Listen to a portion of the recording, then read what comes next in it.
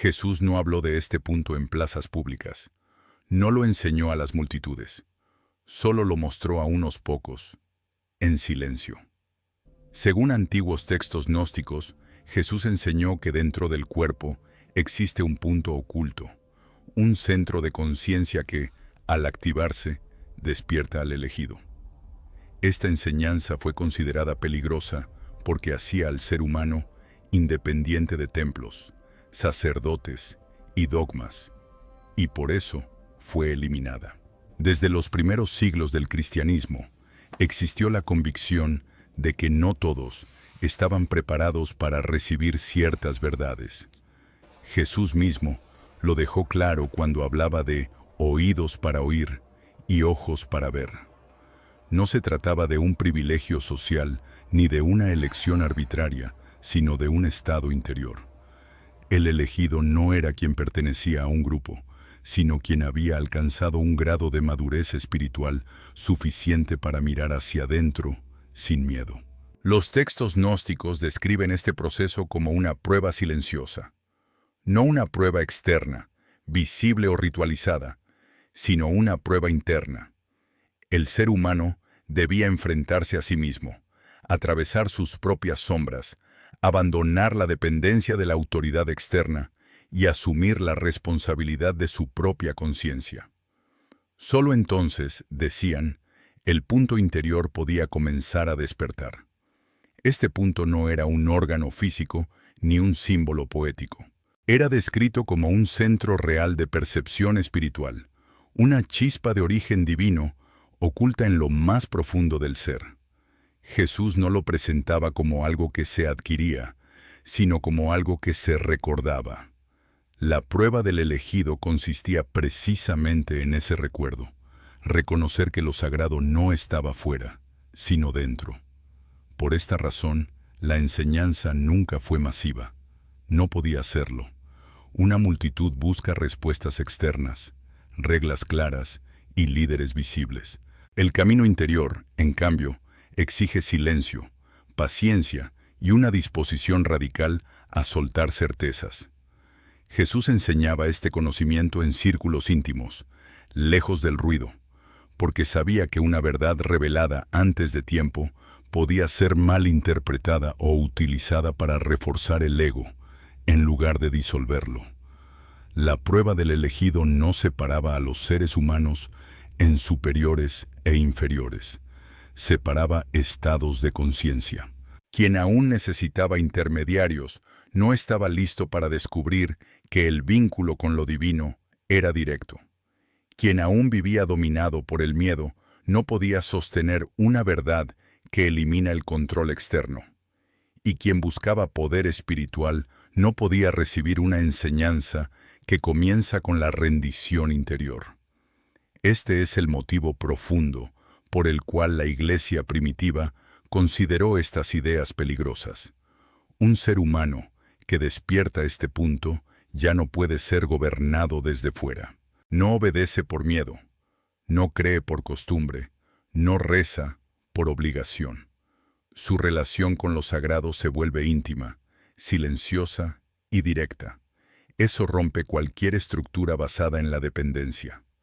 Los textos que hablaban de este despertar fueron progresivamente marginados, etiquetados como herejía y finalmente suprimidos. No porque fueran falsos, sino porque eran demasiado verdaderos.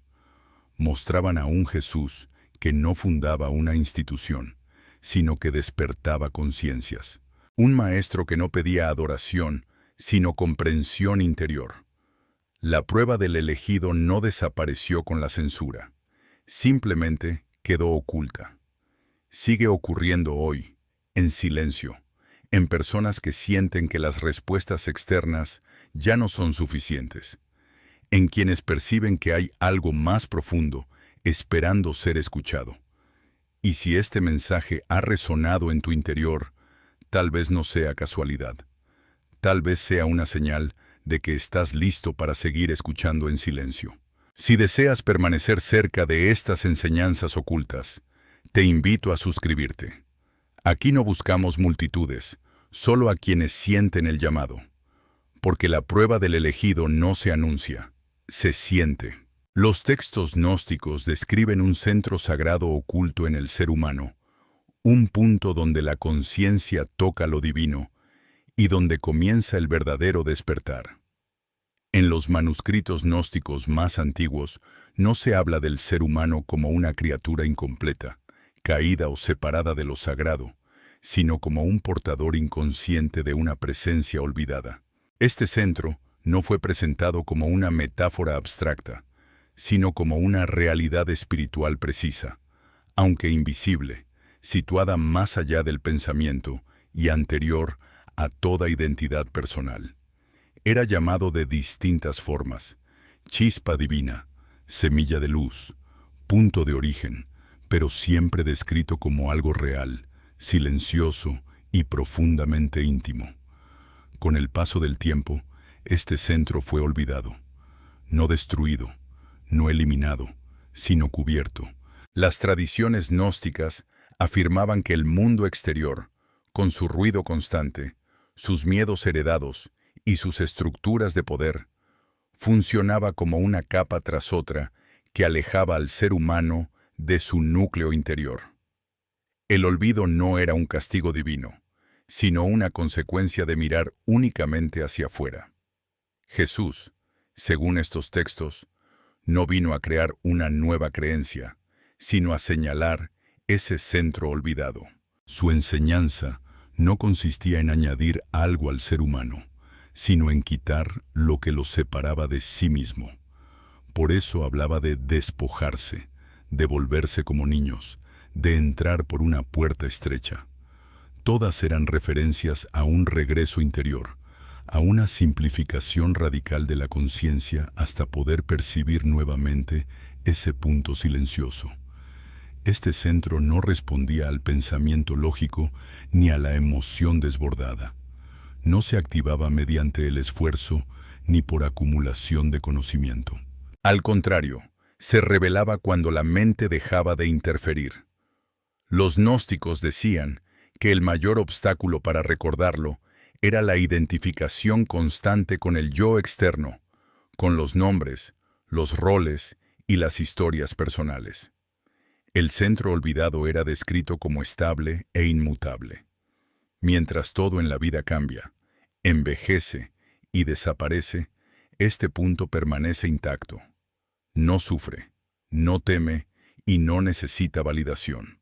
Desde allí, decían, nace una percepción distinta de la realidad, una visión que no divide el mundo entre sagrado y profano, porque reconoce lo divino como una presencia continua. Por esta razón, la enseñanza resultaba incómoda para cualquier sistema basado en la mediación. Si el ser humano posee en su interior un punto donde puede experimentar lo divino directamente, entonces ningún poder externo es indispensable. La autoridad ya no se encuentra en una estructura, sino en la experiencia interior. Esta sola idea era suficiente para provocar rechazo y censura. Con el avance del cristianismo institucional, el lenguaje del centro interior fue reemplazado por doctrinas externas. El énfasis pasó del recuerdo interior a la obediencia exterior. El punto no fue negado abiertamente, simplemente dejó de mencionarse. Y lo que no se nombra, con el tiempo, se olvida. Sin embargo, el centro nunca dejó de existir. Permanece latente en cada ser humano, esperando condiciones favorables para ser percibido nuevamente. No responde al ruido, sino a la quietud. No se activa por imposición, sino por reconocimiento. Y cuando comienza a hacer sentido, no produce exaltación, sino una calma profunda y estable. El centro olvidado no exige fe, exige presencia. No pide creer, pide recordar. Y ese recuerdo no llega de golpe, sino como un susurro que se hace más claro cuando el alma aprende a escuchar hacia adentro. Jesús enseñó que este punto no se busca afuera, sino que se reconoce desde dentro, como algo que siempre ha estado presente.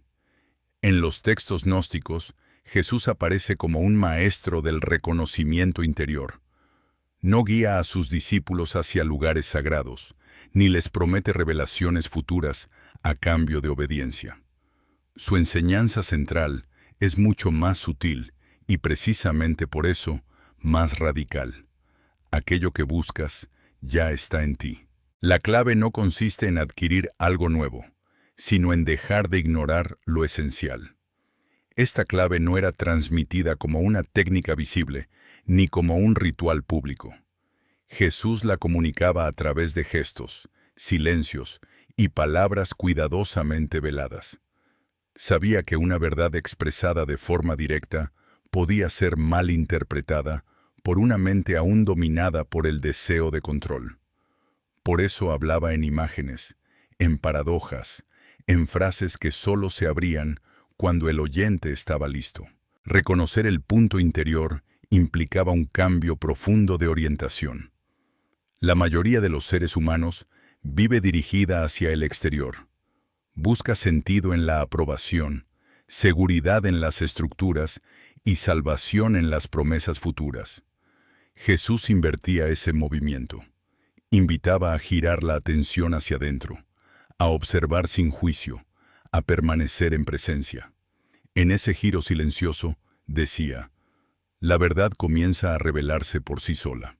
La clave del maestro no activaba el punto interior por fuerza de voluntad. No se trataba de concentrarse intensamente ni de imaginar luces o sensaciones. Al contrario, cuanto más se intentaba forzar la experiencia, más se alejaba. El reconocimiento ocurría cuando el esfuerzo cesaba, cuando la mente dejaba de buscar y simplemente permanecía atenta, algo comenzaba a abrirse de manera natural. Los gnósticos describían este momento como un darse cuenta, no una emoción intensa, sino una claridad suave, una certeza tranquila de estar en contacto con algo más profundo que los pensamientos y más estable que las emociones. Jesús señalaba este estado como la verdadera comprensión. No era información acumulada, sino visión interior. Esta enseñanza chocaba frontalmente con la lógica religiosa tradicional. Si la clave está dentro, nadie puede entregártela. No puede ser comprada, enseñada como una doctrina, ni administrada por una institución. Cada persona debe reconocerla por sí misma, y eso convierte al ser humano en responsable de su propio despertar. Por esta razón, la figura de Jesús en los textos gnósticos resulta tan distinta de la imagen posterior. No es un intermediario que monopoliza el acceso a lo divino, sino un espejo que muestra al otro lo que también habita en él. Su autoridad no proviene de una jerarquía, sino de su propio estado de conciencia. La clave del maestro no prometía una vida sin dificultades. Prometía algo más profundo, una base interior inamovible desde la cual enfrentar la existencia. Quien reconoce el punto interior ya no se define únicamente por lo que ocurre afuera. Aprende a habitar un espacio de estabilidad incluso en medio de la incertidumbre.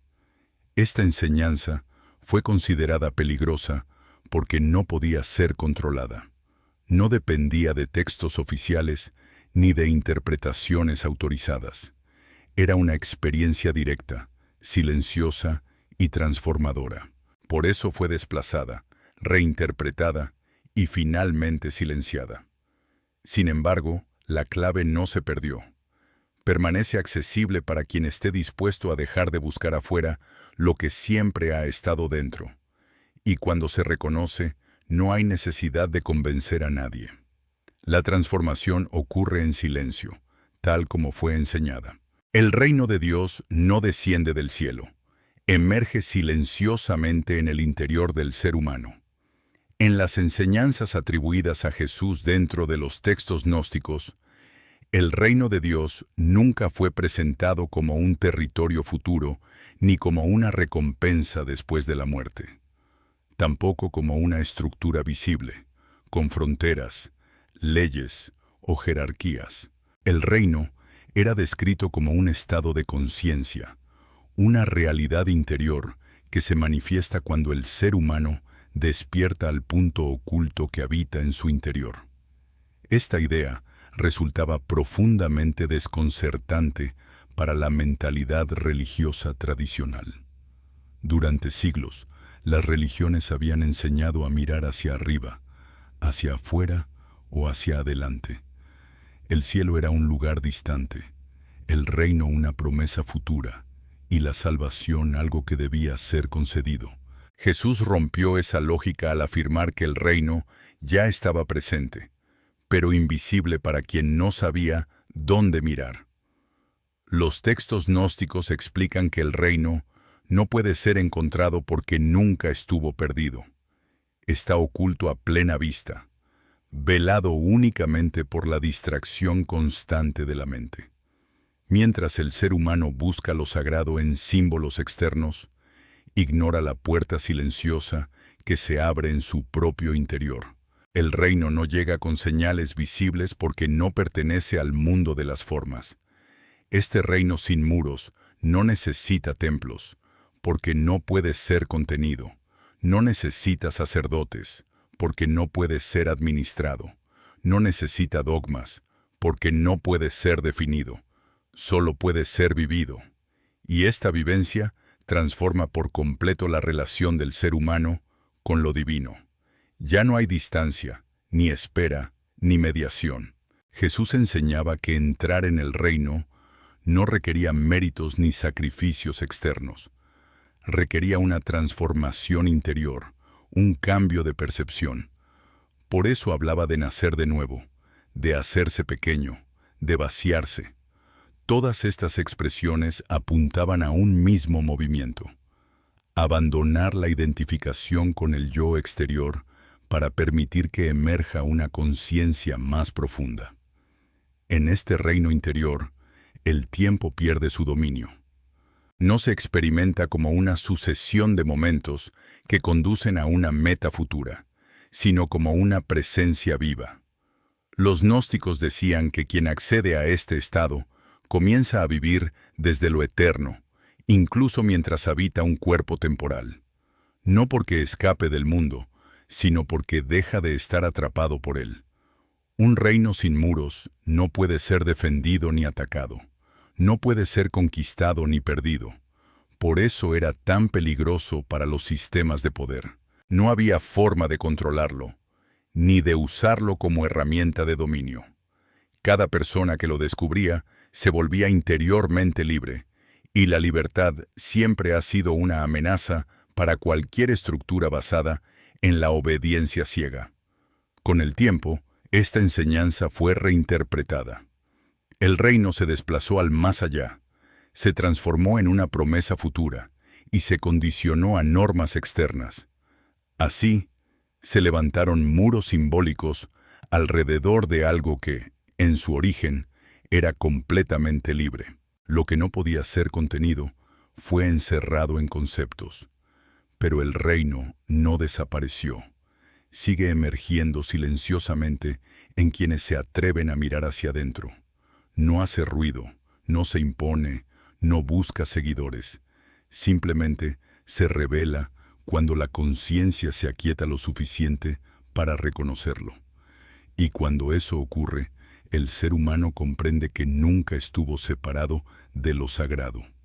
Solo había olvidado dónde habitaba. Cuando el punto despierta, el alma experimenta claridad, paz y una guía que no viene del mundo. Los textos gnósticos describen el despertar del punto interior como un acontecimiento silencioso, pero inconfundible. No se manifiesta con visiones espectaculares ni con señales externas.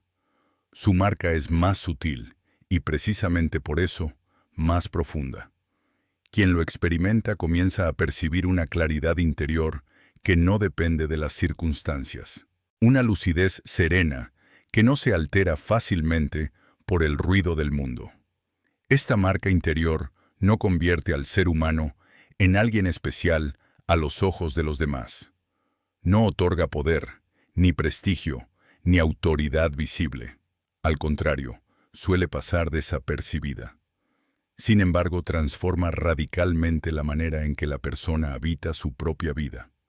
Las decisiones ya no nacen únicamente del miedo o del deseo, sino de una comprensión más profunda de lo que es esencial. Los gnósticos afirmaban que esta claridad no era el resultado del pensamiento racional. No provenía de conclusiones lógicas ni de creencias aprendidas. Surgía desde un nivel más profundo de la conciencia, como una orientación silenciosa que se siente más que se explica. Por eso hablaban de una guía interior, una sabiduría que no necesita palabras para hacerse presente. Junto a la claridad aparece una paz que no depende de que todo esté en orden.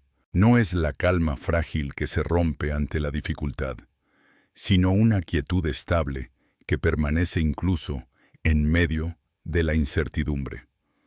Jesús señalaba este estado cuando hablaba de una paz que el mundo no puede dar. No se trataba de una promesa futura, sino de una experiencia accesible aquí y ahora para quien despierta el centro interior. Esta marca interior también modifica la relación con el miedo. No lo elimina por completo, pero lo despoja de su dominio. El miedo deja de ser una fuerza que dirige la vida y se convierte en una señal pasajera. El ser humano comienza a actuar desde una confianza más profunda, no porque todo sea seguro, sino porque ya no se siente separado de la fuente. Los textos gnósticos describen que quien porta esta marca reconoce la verdad sin necesidad de imponérsela. No busca convencer ni corregir a otros. Comprende que cada conciencia despierta a su propio ritmo. Por eso, el verdadero signo del despertar no es la urgencia por hablar, sino la capacidad de escuchar y permanecer en silencio cuando es necesario. Esta marca fue una de las razones por las que la enseñanza resultó tan inquietante para las autoridades religiosas. Un ser humano guiado desde dentro ya no necesita ser dirigido desde fuera. Su ética no depende de la vigilancia, sino de la coherencia interior. Su fe no se sostiene en la amenaza, sino en la experiencia directa. Con el tiempo, esta guía interior fue reemplazada por normas externas. La paz fue condicionada al cumplimiento de reglas. La claridad fue sustituida por interpretaciones oficiales. Así, la marca interior se volvió invisible para la mayoría, no porque hubiera desaparecido, sino porque dejó de ser reconocida. Sin embargo, sigue manifestándose en quienes han despertado el punto silencioso, no como un título ni como una identidad, sino como una forma de estar en el mundo. Una presencia tranquila, una mirada clara, una vida guiada desde dentro. Esa es la verdadera señal del elegido, no algo que se exhibe, sino algo que se vive. Jesús enseñó que solo en el silencio profundo este centro puede abrirse. En los textos gnósticos, el silencio no es una ausencia de sonido, sino una condición interior. No se trata de aislarse del mundo, sino de aquietar el ruido constante de la mente que interpreta, juzga y reacciona sin descanso. Jesús comprendía que mientras la conciencia estuviera ocupada en lo externo, el punto interior permanecería oculto. Por eso se retiraba con frecuencia, no para escapar, sino para entrar.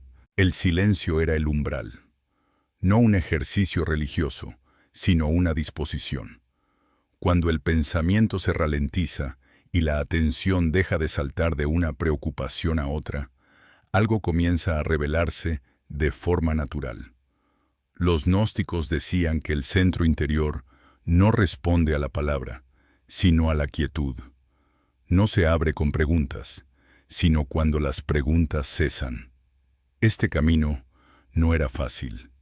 El silencio confronta al ser humano con todo lo que normalmente evita. En la quietud emergen recuerdos, miedos, impulsos y resistencias. Por eso muchos abandonan este camino antes de tiempo. no porque sea peligroso, sino porque exige honestidad radical. El silencio no ofrece distracciones, muestra lo que hay. Jesús enseñaba que atravesar este umbral requería paciencia. No se trata de forzar la mente a callar, sino de observarla hasta que pierde su dominio. En esa observación atenta, sin juicio, la conciencia comienza a separarse del flujo de pensamientos. Y en ese espacio, el punto interior empieza a hacerse perceptible, no como una experiencia extraordinaria, sino como una presencia estable. Los gnósticos afirmaban que el silencio verdadero no es vacío, es pleno. Está lleno de una percepción viva que no necesita palabras. Allí, el ser humano no se siente solo, aunque esté físicamente aislado. Al contrario, experimenta una cercanía profunda con lo que siempre estuvo presente. Jesús se refería a este estado cuando hablaba de orar en secreto, lejos de las miradas y de las fórmulas repetidas. Con el tiempo, esta enseñanza fue transformada. El silencio interior fue reemplazado por recitaciones, por estructuras rígidas y por rituales externos. Se confundió la quietud con la pasividad y se perdió su dimensión transformadora. El silencio dejó de ser un camino y se convirtió en una ausencia temida. Pero el centro interior sigue respondiendo solo al silencio. No al silencio impuesto, sino al que nace del cansancio de buscar afuera. Cuando el alma se detiene y deja de huir, algo se abre sin esfuerzo. No hay revelación repentina, sino una comprensión que se asienta lentamente. Este camino no promete visiones ni certezas inmediatas. Promete algo más profundo, un regreso a la fuente interior. Y quien aprende a habitar el silencio, descubre que no necesita llenar cada espacio con palabras, porque lo esencial ya está presente. En el silencio, el punto se reconoce, y al ser reconocido, comienza a guiar sin ruido, tal como fue enseñado. Una respiración lenta y consciente despierta el punto interior sin esfuerzo ni violencia. En las tradiciones gnósticas más antiguas, el aliento no era visto solo como una función del cuerpo, sino como un puente sutil entre lo visible y lo invisible. Jesús comprendía que la respiración refleja el estado de la conciencia. Cuando la mente se agita, el aliento se vuelve corto y fragmentado. Cuando la atención se aquieta, la respiración se vuelve profunda y natural. Por eso, el aliento era considerado una llave silenciosa hacia el centro interior. Los textos describen que Jesús enseñaba a respirar con presencia, no como una técnica rígida, sino como un acto de retorno. Al llevar la atención al aliento, la conciencia se ancla en el instante presente. El pasado pierde fuerza, el futuro se disuelve, y la mente deja de dispersarse. En ese espacio, el punto interior comienza a sentirse sin ser buscado. El aliento sagrado no se fuerza, no se controla con tensión ni se dirige con la voluntad. Se observa, se acompaña, se permite.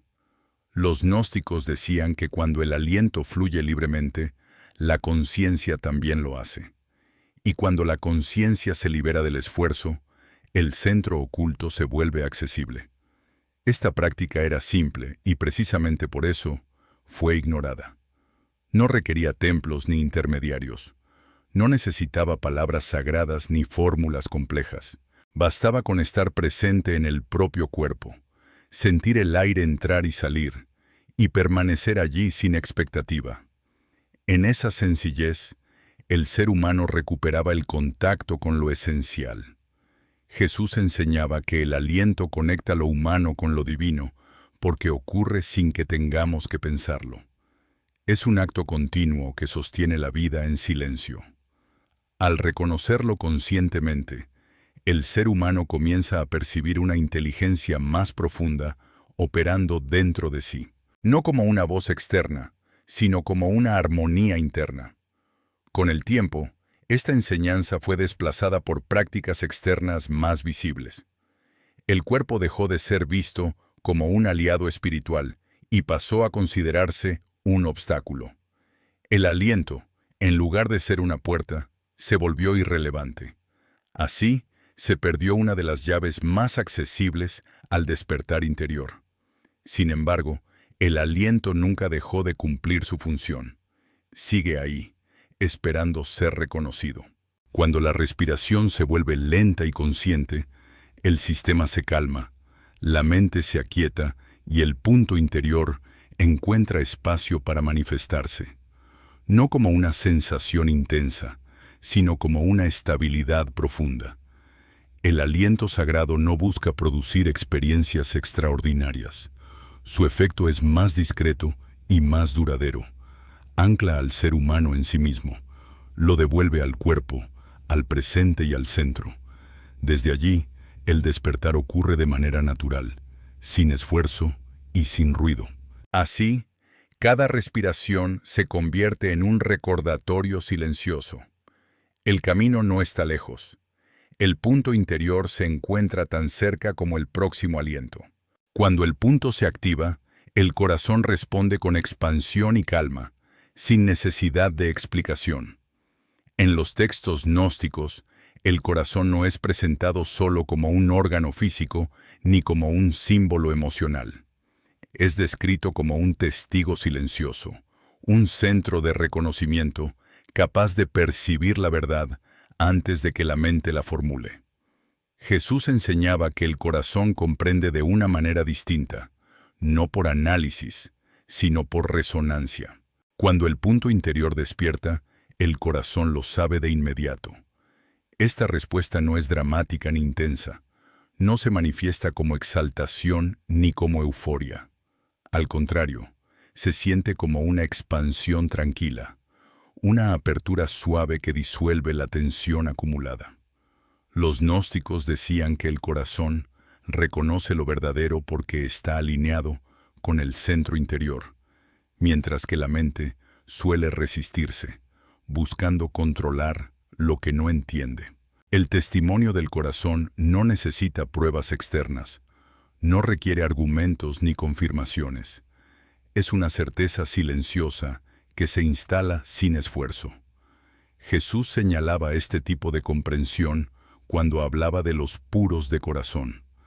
No se refería a la moralidad, sino a una percepción limpia, libre de interferencias, capaz de ver lo esencial sin distorsión. Cuando el punto interior comienza a activarse, el corazón se vuelve más sensible, no más vulnerable en el sentido de fragilidad, sino más receptivo. Se percibe con mayor claridad lo que es coherente y lo que no lo es. Las decisiones ya no se toman solo desde el cálculo, sino desde una sensación profunda de alineación interior. Esto genera una calma estable, incluso en situaciones inciertas. Esta respuesta del corazón fue una de las razones por las que la enseñanza resultó tan incómoda para las estructuras religiosas. Un ser humano que confía en su reconocimiento interior no necesita ser constantemente guiado. Su ética no se impone desde fuera, nace de una coherencia interna. El bien ya no es una norma, sino una consecuencia natural del contacto con el centro. Con el tiempo, el corazón fue desplazado como fuente de conocimiento. Se le concedió un papel secundario, asociado únicamente a la emoción. La verdad pasó a residir en la interpretación autorizada, en el dogma y en la obediencia. Así, el testimonio interior fue desacreditado y reemplazado por reglas externas. Sin embargo, el corazón nunca dejó de responder. Sigue siendo el primero en percibir cuando algo es auténtico. Cuando el punto interior se despierta, el corazón se aquieta, como si reconociera un hogar largamente olvidado. No hay palabras suficientes para describir esta experiencia, porque no pertenece al lenguaje. El testimonio del corazón no busca ser compartido ni demostrado. Se vive en silencio, y quien lo experimenta comprende que no necesita convencer a nadie. La verdad reconocida interiormente se sostiene por sí misma. Así, el corazón permanece como guardián del despertar. No habla, no explica, no impone. Simplemente reconoce cuando el punto interior ha sido activado. Este conocimiento fue visto como una amenaza porque hacía al ser humano espiritualmente libre. Desde los primeros siglos, las enseñanzas que señalaban el despertar interior comenzaron a ser percibidas como un riesgo, no por su complejidad, sino por su sencillez radical. Un ser humano que descubre dentro de sí una fuente directa de sentido ya no depende de estructuras externas para sostener su vida espiritual. Y esa independencia siempre ha inquietado a quienes basan su autoridad en la mediación. Los textos gnósticos muestran con claridad por qué esta enseñanza resultaba tan incómoda. Si el punto interior puede ser reconocido por cualquiera, entonces la relación con lo divino deja de estar controlada. No puede regularse, no puede concederse ni retirarse. La experiencia espiritual se vuelve personal, directa e intransferible. Esto desmantela cualquier sistema que se sostenga en la obediencia por miedo o por promesa. Jesús, tal como aparece en estos textos, no reforzaba jerarquías. No ofrecía salvación a cambio de sumisión. Al contrario, invitaba a una responsabilidad interior profunda. Quien despierta el centro oculto ya no puede refugiarse en excusas externas. Ya no puede delegar su conciencia. Esa libertad exige madurez, y no todos están dispuestos a asumirla. Por esta razón, la enseñanza fue etiquetada como peligrosa, no porque llevara al caos, sino porque hacía imposible el control total. Un individuo que confía en su guía interior no se deja manipular fácilmente. No actúa por culpa ni por temor a un castigo futuro. Su comportamiento nace de una comprensión interna, no de una vigilancia constante. Las autoridades religiosas pronto comprendieron que este tipo de espiritualidad no podía institucionalizarse. No había rituales exclusivos, ni fórmulas secretas que pudieran administrarse desde arriba. El acceso al centro interior no dependía de pertenecer a una comunidad específica, sino de una disposición personal. Y eso desafiaba cualquier intento de monopolio espiritual. Con el tiempo, la enseñanza fue desplazada por una narrativa más manejable. El énfasis pasó del despertar interior a la creencia correcta, de la experiencia directa al dogma, de la libertad interior a la obediencia externa. Así, la espiritualidad se volvió predecible, controlable y compatible con las estructuras de poder. Pero la enseñanza peligrosa no desapareció. Quedó latente, transmitida de forma fragmentaria, escondida en textos marginados y en tradiciones silenciosas. Su peligro no residía en la rebelión, sino en la claridad. Un ser humano que ve con claridad ya no puede ser engañado fácilmente. Por eso, esta verdad siempre reaparece en momentos de crisis. Cuando las respuestas externas dejan de satisfacer, cuando las estructuras pierden credibilidad, la mirada vuelve hacia adentro. Y allí, el punto interior espera intacto. La enseñanza fue considerada peligrosa porque devuelve al ser humano su soberanía espiritual. Y esa soberanía, una vez reconocida, no puede ser revocada.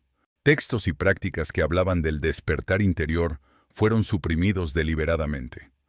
A medida que el cristianismo comenzó a organizarse como una institución, el conocimiento del punto interior se volvió incómodo, no porque fuera confuso, sino porque era demasiado claro. La experiencia directa con lo divino no podía ser regulada ni verificada desde el exterior. No había forma de medirla, aprobarla o sancionarla. Para una estructura que buscaba unidad doctrinal y control espiritual, eso representaba un problema profundo. El borrado no ocurrió de manera repentina. Fue un proceso lento, estratégico y cuidadosamente ejecutado. Primero, las enseñanzas interiores dejaron de enfatizarse. Luego, se reinterpretaron de forma simbólica, vaciándolas de su dimensión práctica. Finalmente, los textos que hablaban de manera explícita del despertar interior fueron etiquetados como peligrosos, confusos o heréticos. Así, quedaron fuera del canon oficial y fueron apartados del acceso público. Este silenciamiento no se limitó a los manuscritos, también afectó a las prácticas. El silencio interior fue reemplazado por rituales repetitivos. La respiración consciente fue olvidada. La guía interna fue sustituida por autoridad externa. Poco a poco, la espiritualidad dejó de ser una experiencia viva y se convirtió en un sistema de creencias que debía ser aceptado, no vivido. Los gnósticos fueron perseguidos no por negar lo sagrado, sino por afirmarlo demasiado cerca. Su mensaje decía que lo divino no estaba separado del ser humano, y eso desafiaba la narrativa de dependencia. Por esa razón, sus comunidades fueron disueltas, sus enseñanzas ridiculizadas y sus escritos destruidos o enterrados. Lo que no pudo ser eliminado fue ocultado durante siglos. El borrado del saber no buscaba eliminar la espiritualidad, sino redirigirla. El centro pasó del interior al exterior. La salvación se transformó en una promesa futura, condicionada al cumplimiento de normas. El despertar fue pospuesto indefinidamente. Así, el ser humano aprendió a buscar afuera lo que siempre había estado dentro. Este proceso tuvo consecuencias profundas. Al perder el acceso a la experiencia interior, la fe se volvió frágil, dependiente de interpretaciones, vulnerable a la duda y sostenida por el miedo. La relación con lo divino dejó de ser una vivencia íntima y se convirtió en una adhesión intelectual. El corazón fue silenciado en favor de la obediencia. Sin embargo, el borrado nunca fue total. Fragmentos del saber sobrevivieron en textos marginales, en tradiciones contemplativas y en experiencias personales difíciles de explicar. El punto interior siguió despertando en individuos aislados, incluso en contextos donde la doctrina oficial lo negaba, porque lo que se vive directamente no puede ser borrado por decreto. Con el tiempo, estos fragmentos comenzaron a reaparecer. Manuscritos ocultos, prácticas olvidadas y preguntas persistentes devolvieron a la superficie lo que había sido enterrado. No como una confrontación, sino como un recuerdo. El saber no regresó para destruir, sino para completar. El borrado del saber explica por qué tantas personas sienten hoy un vacío espiritual, incluso dentro de sistemas religiosos consolidados. Algo esencial fue retirado. Y cuando lo esencial falta, ninguna estructura externa puede llenarlo. Pero lo borrado puede ser recordado. Y ese recuerdo no comienza en los libros, sino en la experiencia silenciosa de quien se atreve a mirar hacia adentro una vez más. Los evangelios gnósticos conservan fragmentos de esta verdad enterrada por siglos. A pesar del borrado sistemático, no todo desapareció. Las huellas permanecieron, dispersas, fragmentadas y silenciosas, como semillas ocultas bajo la tierra. Los textos gnósticos que sobrevivieron no lo hicieron por accidente, sino porque alguien, en algún momento, comprendió su valor y decidió protegerlos del olvido. No eran libros destinados a la multitud, sino testimonios para quienes, algún día, estarían listos para leerlos sin miedo. Estos escritos no presentan una doctrina uniforme ni una teología cerrada. No intentan convencer ni imponer. Funcionan como mapas incompletos, señales discretas que apuntan hacia una experiencia interior. En ellos, Jesús no aparece como una figura distante, sino como un guía que señala constantemente hacia el interior del ser humano. Sus palabras no ofrecen respuestas definitivas, sino invitaciones a mirar más profundo. Las huellas quedaron también en los silencios de los textos canónicos. Frases breves, ambiguas, que no encajaban del todo con la estructura doctrinal, pero que sobrevivieron porque no pudieron ser eliminadas sin alterar demasiado el relato. Estas frases funcionan como puertas entreabiertas. Para quien las lee superficialmente, no significan nada especial. Para quien escucha con atención, contienen una profundidad inesperada. Los gnósticos entendían que la verdad no podía ser completamente borrada porque no dependía de los textos. Los escritos eran solo recordatorios. La verdadera huella estaba en la experiencia directa. Por eso, incluso cuando los libros fueron ocultados, el despertar interior continuó manifestándose en personas aisladas, fuera de cualquier tradición reconocida, no como una doctrina, sino como una certeza silenciosa. Cuando siglos después, algunos de estos manuscritos reaparecieron, no produjeron una revolución inmediata. No fueron recibidos con entusiasmo universal, y eso es significativo, porque estas enseñanzas no buscan seguidores, solo encuentran eco en quienes ya han comenzado a recordar. Para los demás, siguen siendo textos extraños, difíciles o irrelevantes. Las huellas también permanecieron en prácticas contemplativas que sobrevivieron en los márgenes. Momentos de silencio, atención al aliento, recogimiento interior. Prácticas que, despojadas de su origen, continuaron funcionando porque tocaban una verdad profunda del ser humano. Allí donde alguien se detenía y escuchaba hacia adentro, el punto interior encontraba una oportunidad para manifestarse. Estas huellas no intentan restaurar el pasado, no buscan reemplazar una estructura por otra. Funcionan como señales para el presente. Indican que algo esencial fue olvidado y que puede ser recordado, no a través de la confrontación, sino mediante la experiencia personal. Las huellas que quedaron no obligan a nadie a creer, solo invitan a observar, a leer con calma, a escuchar el silencio entre las palabras y, sobre todo, a prestar atención a lo que se mueve en el interior cuando estas ideas aparecen. Porque la verdad que fue enterrada no regresa como una afirmación contundente, regresa como una resonancia. Y quien la siente no necesita explicaciones adicionales. Las huellas están ahí, no para ser seguidas ciegamente, sino para señalar una dirección, la misma que Jesús señaló en silencio, hacia adentro. El punto interior nunca se perdió. Despierta cuando el alma recuerda quién es. Al final de este recorrido, no queda una doctrina nueva, ni una verdad que deba ser defendida.